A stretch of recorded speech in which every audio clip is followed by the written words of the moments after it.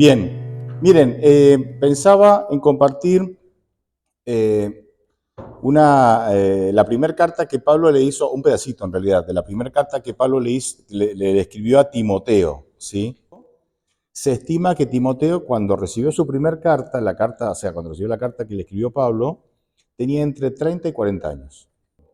Y Timoteo, aún con su juventud, tenía que enfrentar a los de más experiencia, y el problema no es a los de más edad, pero no solamente eso, sino que tenía que enfrentar todo un paquete de creencias y tradiciones que sostienen los de más edad. O sea, hay tradiciones que sostienen los de 40 para arriba que no necesariamente las sostienen los de 40 para abajo.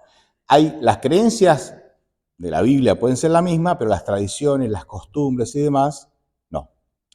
Pablo entonces le escribe a este don Timoteo joven, y voy a leer 1 Timoteo 4, del 1 al 3 y del 6 al 8. Dice, ahora bien, voy a leer en la Nueva Traducción Viviente, ¿sí? Ahora bien, el Espíritu Santo nos dice claramente que en los últimos tiempos algunos se apartarán. Y la versión de ustedes va a decir apostatarán, ¿o no? Sí, señor, muy bien. Dice, algunos de ustedes se apartarán de la fe verdadera, seguirán espíritus engañosos y enseñanzas que provienen de demonios. Mira vos. Estas personas, dice, son hipócritas, mentirosas y tienen la conciencia cauterizada, dice la versión de ustedes, ¿no? La mía dice la conciencia muerta. Versículo 3. Dirán, fíjense lo que dice esta gente. Dirán que está mal casarse y que está mal comer determinados alimentos, pero Dios creó esos alimentos para que los coman con gratitud las personas fieles que conocen la verdad. Salto al versículo 6. Timoteo. Pablo le dice, Timoteo, si les explicas estas cosas a los hermanos, como pastor, si les explicas, serás un digno siervo de Cristo Jesús, bien alimentado en el mensaje de la fe y la buena enseñanza que has seguido. No, y el 7 es genial. No pierdas el tiempo discutiendo sobre ideas mundanas y cuentos de viejas. En lugar de eso, entrénate para la sumisión a Dios. Ahora, vos fíjate, cuando Pablo, o sea, esta gente era tan influyente en la iglesia que Dios decide exponerla y usa a Pablo como instrumento para exponer a esta gente. Y dice las cosas como las dice, sin pelos en la lengua, ¿me entienden? La verdad sin filtro. Yo voy a destacar entonces unos puntos acá. Punto número 1. Pablo dice en el versículo 1 que vendrá una apostasía. Dijimos que apostasía es alguien que se separa de las enseñanzas, ¿verdad? Vendrá una apostasía. Ahora, ¿Pablo a quién le escribe? ¿A cristianos? ¿A musulmanes? ¿A romanos paganos? ¿A shintoístas chinos? ¿A cristianos? O sea, Pablo dice, chicos, en la iglesia cristiana vendrá una apostasía en los postreros tiempos, en los últimos tiempos. Y nosotros como iglesia decimos que hay como, digamos, dos opiniones, pero en general, que a partir de 1798, que termina la profecía de los 1260 días, comenzó el tiempo del fin. Así que podemos decir que estamos en el tiempo del fin. Faltan que se cumplan los eventos, los últimos eventos del tiempo del fin, pero ya estamos viviendo este periodo. Así que este versículo puede encajar con nosotros, digamos, bien. Entonces Pablo dice, chicos, miren, en el tiempo del fin va a haber una gran apostasía. Es decir, hay cristianos, porque él está hablando a cristianos, hay cristianos que van a quedarse en la iglesia, porque no dice que estos cristianos se van. Hay cristianos que van a quedarse en la iglesia, pero se van a apartar de la verdadera fe. Acá la palabra fe hace referencia a las enseñanzas correctas, o sea, a la doctrina correcta. Punto número 1, ¿sí? Esto nos pega porque nosotros estamos en el tiempo del fin. Punto número 2 que quiero destacar. Según el versículo 3, este me encanta, este punto subrayado, me encanta. Según el versículo 3, ¿en qué consiste estas falsas doctrinas? ¿En qué consiste esta apostasía? ¿En qué consiste esto apartarse de las enseñanzas de la Biblia? Versículo 3. La apostasía consiste en prohibir cosas que Dios no ha prohibido. Prohibirán casarse. ¿Dios prohibió casarse? Prohibirán comer. Y parece que prohíben comer cosas que se podían comer y eso generó tal conflicto que Dios ahora dice, no, chicos, esperen. Hay alimentos mejores y peores, pero Dios no está prohibiendo esto que ustedes están prohibiendo. ¿Sí? Versículo 7. Dice que les encantan los cuentos de viejas. Los cuentos de viejas. Y me puse a investigar qué eran estos cuentos de viejas.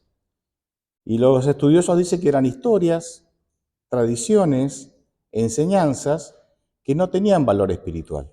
Es interesante que en la iglesia esta gente le empezaba a dar mucha importancia a historias, tradiciones y enseñanzas que no tenían valor espiritual. Cuando se espera que en la iglesia las cosas que digamos tengan valor ¿qué? Espiritual, ¿no? Por eso también en el versículo 7 va a decir cosas mundanas, / cuentos de viejas.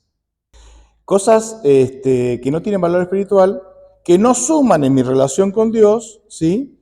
Y que como no suman, lo que hacen es distraerme de la verdadera enseñanza de la Biblia, distraerme de tener una relación correcta con Dios. ¿Y por qué digo correcta con Dios? Porque cuando el énfasis en la religión está en prohibir cosas, en tradiciones, / cuento de viejas, distraemos a la gente de lo esencial de la religión. ¿Qué es lo esencial de la religión? ¿O estar unido a quién? A Jesús. Pero en vez de estar buscando a Jesús, en lugar de hacer lo que Jesús dijo, Mateo 6:33, busquen primeramente el reino de Dios y su justicia, estamos ahí con cuentos de viejas, con tradiciones, con historia, con prohibiciones. Tal vez un buen título, basado en el versículo 3 que me encantó, para esta reflexión, es que algunos cristianos son más estrictos que Dios. Otro punto que quiero destacar y que hace fuerte el mensaje es que Pablo en el versículo 1 dice que estos cuentos de viejas, que estas tradiciones inútiles, que estas historias que no le suman nada a la vida espiritual, dice que no provienen de un amanecido que tuve, no sé, que se comió un guiso de lenteja en la noche, durmió mal y amaneció no con ideas nuevas, sino que dice que son doctrinas de demonios. Pero no es que bajó un demonio, digamos, a predicar. Los demonios le han susurrado, han puesto estas ideas en estos hermanos apóstatas, y estos hermanos apóstatas, ¿qué han hecho? No solamente las difunden en la iglesia, sino que las quieren imponer. Las quieren imponer. Y entonces a veces pensamos, no, Satanás va a atacar el sábado, va a atacar no sé, el santuario celestial, la doctrina, ¿no? El santuario celestial, va a atacar el ministerio intercesor continuo de Cristo y empezamos a pensar que Satanás se va a dedicar a esas cosas, ¿no? Y acá vemos que Satanás lo que hace es plantar en la mente de los que le abren la puerta, pues Satanás no obliga a nadie, pero si le abrís la puerta, él va a entrar.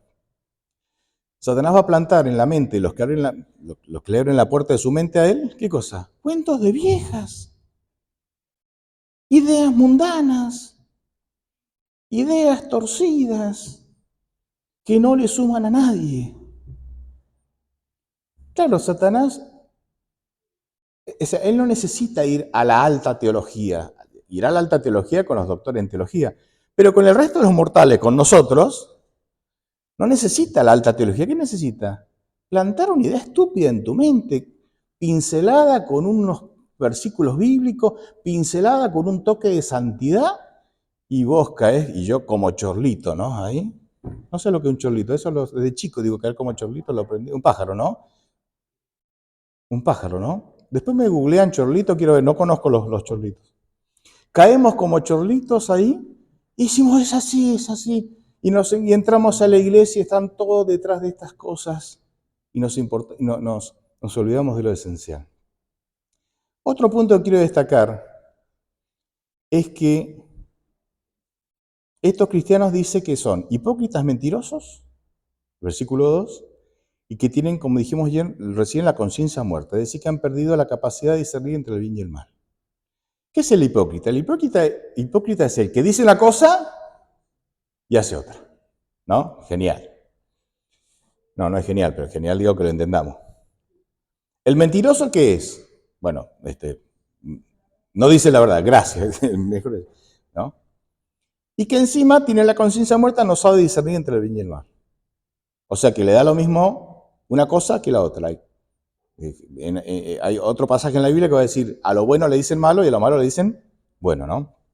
¿No? Y cuando yo leo esto, yo me acuerdo de Jesús en su hermoso discurso hacia los fariseos en Mateo 23, que Mateo 23, 4 dice, Jesús dice de los fariseos, dice que estos fariseos imponen cargas pesadas y difíciles a otros, pero ellos no mueven ni un dedo para llevarlas. 3 versículos antes los ha llamado de hipócritas hasta cansarse. Entonces, imagínense, tenemos estos cristianos influyentes, porque si estos cristianos no hubieran sido influyentes, ¿Pablo hubiera escrito la carta a Timoteo? No. Timoteo le dice, che, Pablo, hay 2 gatos locos que andan con cuentos de vieja, que no hay que casarse. ¿Y cuánto influyen en la iglesia? No, están ahí, ellos son... ¿Alguien los escucha? Nadie los escucha. Listo, no me gasto, ¿me entienden? Pero ¿por qué Pablo escribe a Timoteo esto y le da instrucciones a Timoteo y le advierte a Timoteo y le enseña qué hacer a Timoteo? Porque esta gente era influyente en la iglesia. Así que estos influyentes en la iglesia eran guiados por demonios, que plantaban ideas, eran hipócritas, eran mentirosos, plantaban ideas mundanas, cuentos de viejas, eran más estrictos que Dios, porque prohibían cosas que ni Dios prohibía, y eran influyentes.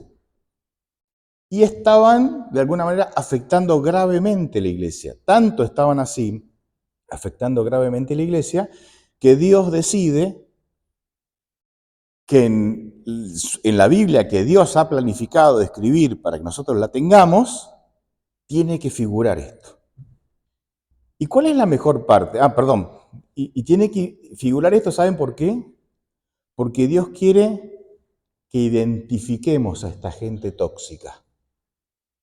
Si Dios no hubiera querido que identifiquemos a esta gente tóxica, ¿para qué molestarse en dejarnos escrito esto?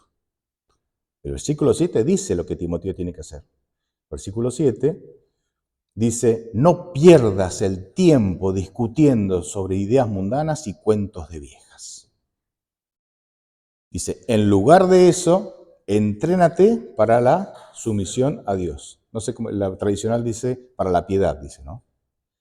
Entonces Pablo le dice, mira, no pierdas, identificalos, mencioná las características que yo te he dicho, para que todo el mundo sepa de dónde vienen estas ideas, pero no pierdas el tiempo con esta gente. Porque si hay algo que nos hace perder el tiempo a los líderes, son esta gente.